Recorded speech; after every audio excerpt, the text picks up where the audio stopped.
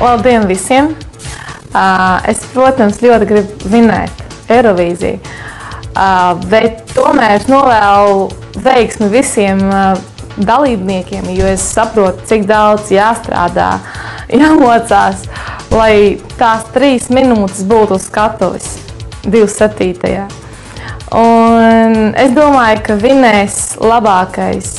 Un vispār es domāju, ka vajag pārstāvēt valsts. Nav nozīmes, kurš dalībnieks vai kur dziesma vinēs. Jā, un es gribu slavēt mūsu valsti. Nevis sevi, jā, nevis to Natāliju Tumševicu, vai ne? Un visur, lai kur es nebūtu.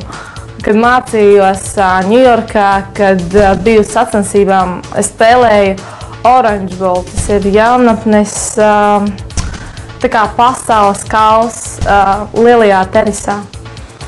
Un es nesāju to karogu, un man bija tāda ideja, ka tagad, kad es spēlēšu, es būšu nevis Natālija Tumševica, bet es būšu Latvija. Es spēlēju pa visu Latviju, un tagad es dziedāšu arī pa visu Latviju. Es varu sev saukt par, es domāju, tādu patrioti.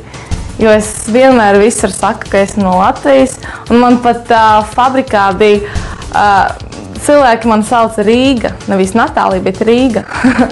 Tāpēc arī, nezinu, būtu ļoti jauki, ja es pārstāvētu Latviju Eirovīzijā.